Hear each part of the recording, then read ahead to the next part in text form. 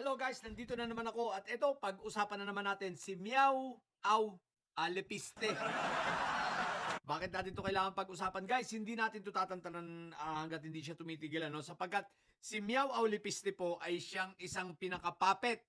Puppet siya ngayon ng may Sayad siblings at siyang ginagamit para pabagsakin or i-set up, mag-mind conditioning para sa mga tao at saka sa mga ibang congressman para pabagsakin itong si House Speaker Boji D. So klaro na po 'yan ha. Si ano po ang pinaka-puppet ngayon. So kaya yung mga pinaglalabas niya na puro mga misleading na mga informations para pabagsakin at pahinain ang institusyon o ang Kongreso. Upang sa ganun bumagsak at matuloy yung pag-oust nitong plano ng master plan ng Sayad siblings kay House Speaker Boji D, okay? So pero ngayon pa lang sunugin na natin. So tandaan nyo lahat misleading, pati yung 2 million na sinasabi niyang incentive, hindi po yun incentive. Para yun sa operation ng mga bawat congressman sa kanilang mga opisina at pasweldo rin para doon sa mga tao. Hindi po yun incentive at matagal na po yun na ginagawa ng Kongreso. Yun ay para lamang mag-ignite ito o gumawa lamang ng chismis at istorya itong si Meow Au Lepiste. Pero guys, eto, barahin muna natin, panoorin natin ang video ito.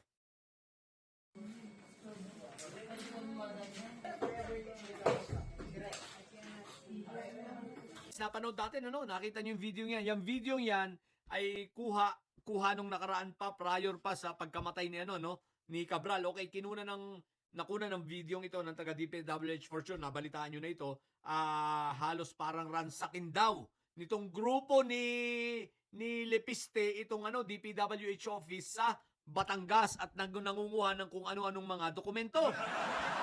No? So, alam na this. Sapagkat ang hinahanap talaga niya mga yan na dokumento ay dokumento para alisin yung mga pangalan nila Pulong, pangalan ng mga kaalyado nila. So, yun ang totoo niya, no? Kaya nga, yung dala-dala ni si Cabral, di ba, may dalang dokumento yan. Yun yung dokumento na 2016 to 2022 na hinahanap nitong si Lepiste na hindi niya makita. Kaya galit yan. Galit siya kay Cabral dahil yun ang assignment niya, ang hanapin ang mga dokumentong ito na nawawala. Dinala at hindi ibinigay ni Cabral at merong napagbigyan si Cabral na nasa ombudsman na. Siguro, palagay, parang nasa ombudsman na. So, tingnan natin. Anyway, guys, ito. So, ngayon, ang mga ginagawang ito ni Lepiste ay puro mga kabaliwan. Ngayon, di ba nag-press con din siya, nagpa-interview siya na nagpa-interview. At ngayon, nung kine-question siya nila Congressman Ridon about dito sa mga isinangkot niya, mga namatay na nandun pa rin sa kanyang listahan, sa kanyang tinatawag na Lepiste file, na summary, ang sagot ba naman niya dapat daw itanong sa DPWH?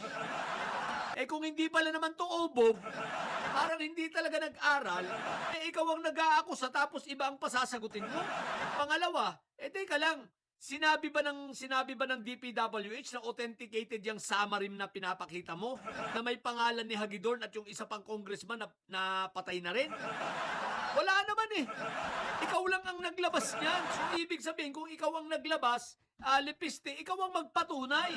Kung yan ay totoo, bakit mo pagpapaliwanagan ng DPWH yan in the first place? Itinanggi na nga nila. Sinabi na nga na hindi authenticated yan. Saka ngayon, kung ang naglabas yan ay DPWH, obligasyon nila na ipaliwanag yung mga yan. Ngayon, tinatanggi nila yung iyong summary na hindi sa kanila nang galing yun. Ibig sabihin, yung summary mo, posibleng tampered na, falsified, modified, at kung ano-ano pang file. O di ba ngayon, ikaw ang naglabas tapos ang pagpapaliwanagin mo, iba. Aba. Sablay naman yata yun, Mr. Lepiste. No, Lepiste pala. ikaw ang bintang tapos iba ang papagpaliwanagin mo. Kung naglabas ka ng mga ganyang mga dokumento, dapat ikaw mismo ay may paliwanag. Ang tanong, bakit hindi mo maipaliwanag? Diba Dahil sa hindi totoo. Dahil ba sa iba yung nandyan sa iyong summary sa nilalaman ng mga totoong mga dokumento. At ang iba dyan ay gawa-gawa mo na lang. Saan ka ba naman nakakita? Kung ikaw ba naman ay nasa katinuan din, hindi mo ba, imposible namang hindi mo kilala si Hagidorn. Kilalang kilala ang taong yan na mayor at kilalang kilala ang taong yan na naging congressman din. At kilalang kilala yan ang nanay mo. Hindi ka man lang ba sumangguni? Hindi ka man lang ba nagtanong? Na paglalagay mo sa summary mo, copy-paste ang ginawa mo. At yung iba, idinagdag mo na lang. Katunayan, naka-highlighted pa nga ang pangalan ni Kong Martin. Ang pangalawa, no?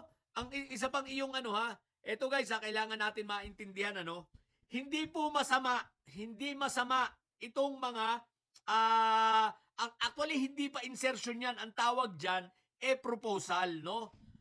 Ito, pag-uusapan natin to sa ibang kontento. Alam nyo guys, kasi yung proposal, okay, tatlo kasi yan nililito kasi nito ni Miao ang taong bayan Porque nakita niya dito sa listahan ng DPWH sa planning, tandaan nyo planning ako magsasalita ako as based on my experience as a manager and doing planning for a long time nung ako pa ay nagtatrabaho. Alam nyo po, sa mga planning na ganyan, meron talagang mga allotment yan. Ang tawag na nila ngayon, allocables, no? Ay mga allotment, syempre kukunin mo. Alin? Kukunin mo kung alin yung mga gusto nilang mga project, no? Then, ililista mo yun. Then, kailangan pa yun, scrutinize, kailangan dumaan sa proseso. Ang problema kasi rito kay Lepiste, lahat sinabi na lahat ng yan ay insertion. Teka lang, magkaiba yung insertion sa proposal. Ang insertion nangyayari sa BICAM.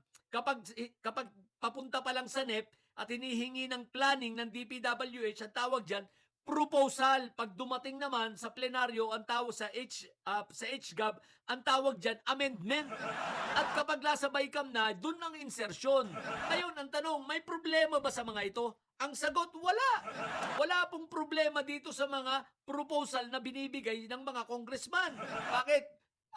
Siyempre, ibig lang sabihin niya, pag nagbibigay sila ng mga proposal, binabantayan nila ang kanilang distrito at ginagawa nila ang trabaho nila. Dahil trabaho ng mga congressman na magbigay ng mga proyekto sa ikagaganda ng buhay ng kanilang mga constituents.